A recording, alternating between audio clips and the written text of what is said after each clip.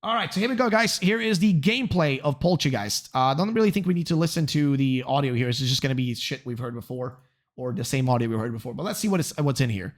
So this is also really cool because we get to see more gameplay of Kitakami itself. So is that Poltchageist right? Oh, sorry. Yeah, Poltchageist. That's it right there. Okay, there it is. So this was the gameplay we saw earlier, right? But now we actually get to see it like straight up live on here. Okay, so it literally pops out. Let's watch that again. So these markings on here, like these, see how they like turn, like they change when it like, you know, moves around. Is that what's the authentic marking? Is that the ones right here where they like, you know, they get filled in or they don't get filled in? Is that it? Or am I crazy? Or maybe that's the marking itself. Sorry, that's the marking itself. Like those three spots are the markings, right? That would imply that it's like an authentic one versus a non-authentic one. Okay. Either way, let's look through the rest of this. So we know it's grass ghost type, and here it's up against a poor little Poliwag, which is going to get destroyed. This is the same screenshot we looked at earlier. It's literally giving away its little spoon to a Sinistea right in front of it. And that's it. Information. And then it's just about the Mewtwo and Mew Terror Raid and giveaways and mystery gifts and all that. It's not really much else. But that's pretty much it. That's like the little trailer they had for it, which is cool and all. I mean, it's nothing too crazy. Just kind of cool to see, I guess. But I mean, hey, fair enough. It's not really much else to say about that. I'm going to be real with you guys. Fair enough. I don't know. It's interesting. I don't know. It's weird to see it now in action because its eyes look so goofy, man. Like the way they're just drawn onto it, it's just so strange. I don't know if the website is updated yet. I don't think we have an update on the website just yet, right? No, we do. Finally, we do. Okay, so let me open up the English website as well. Maybe that one will... let's see. Maybe that one will also have some further information that we haven't already seen. That we haven't already like seen in the other stuff. Let's see. Let's go to the news section. And no, they haven't updated it yet. So let's look through the Japanese like posts then, I guess, instead. Because they'll give us the same information. It doesn't really matter. But yeah, let's just do these. So this one's just going to open up the trailer. That's fine. This one's going to open up the other trailer as well, which we just watched. So there's not really much else we're going to learn from that one because it's literally the one we just watched in English, I think. So instead, let's look at the actual official page for it. So here it is. Can we translate this? Yes. Okay, so the matcha Pokemon. It's a grass ghost type. Its height is 0.1 meters. It weighs 1.1 kilograms, so that's very small. And then character. It says hospitality. Not sure what that's supposed to mean, but not sure what that's supposed to imply, but either way.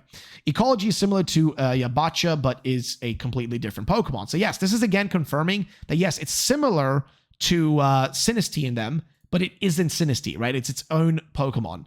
Whirlpools are similar to the Whirlpools that Yabacha is weak against, but one of the difference seems to be that they aren't weak points. Sprinkle powder body parts of its... Wait, food to feed them?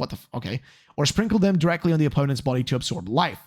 Okay, he lives in an old private house. If there's broken tableware, he will arbitrarily carry out Kintsugi. So basically, if he finds broken stuff, he will fix it. It likes to live in old private houses and stays quiet during the day in cool and dark places, but when the sun goes down, it starts wandering around towns and suburbs. They have a habit of repairing things that are cracked or broken, and sometimes arbitrarily kintsugi them, or I guess something here, but I can't even see what the translation says. They have a new thing called hospitality. So that's a new ability.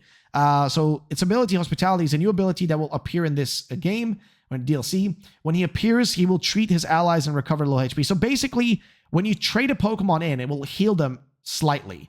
That is... okay.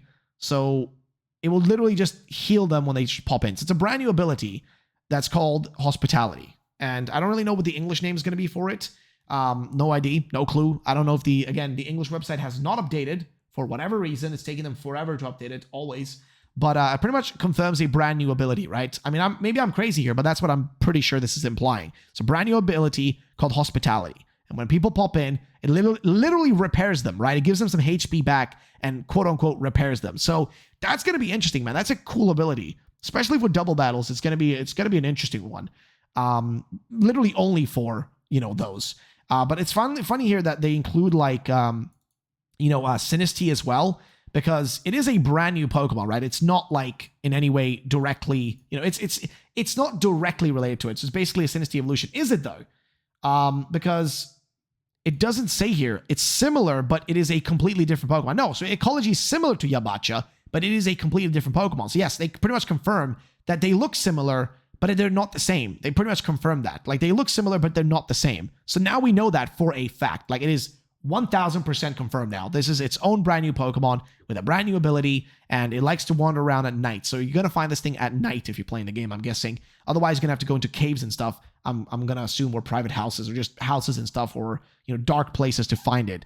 Because it only wanders around at night. So strange, yet kind of cool. It is definitely a convergent new Pokemon. It's not a convergent evolution. It's just a convergent form, right? So it is what it is, though. I don't know. It's strange. But nonetheless, that was the information. I don't really think they're going to post any more because, I mean, you're not going to get more than the Japanese website. It posts most of all of it. So that's pretty much that. I don't really know if there's much else to say about it. I think that pretty much summarizes that one. Again, I'd love to know what you guys think about Poltchageist. Again, I do wonder if they're going to do any evolution for it. It doesn't feel likely anymore. I feel like this thing is just this, right? It's just a single stage Pokemon, and there's not going to be much else to it, which also makes me wonder, how many Pokemon do we have now? If we go over to like Poke-EOS, right? Poke-OS or EOS or whatever it's called, because they actually have, I think the full like extent of all the returning Pokemon. Let's see. I think we have it somewhere here. Analysis of the Pokemon that are available in Scarlet and Violet. So here we go. So we know how many Pokemon we're going to be returning, right?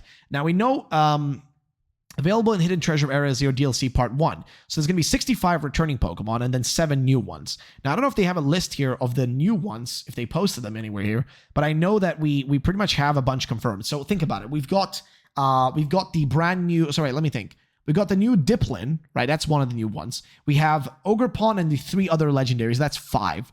And then 2 more things, but I don't know what else is there. What other 2 new things do we know about that are new Pokemon? Well, I guess Poltchageist. That's 1, so that's 6. What's another one though? Terapagos, or its pre-evolution or whatever. I'm not sure if that's going to show up in the first or second DLC. I'm not really sure about that one. But like, what would be the last thing? Am I missing something? Because then if it's 7 that we know from like the leaker, because all the information here is like leaked information and confirmed information.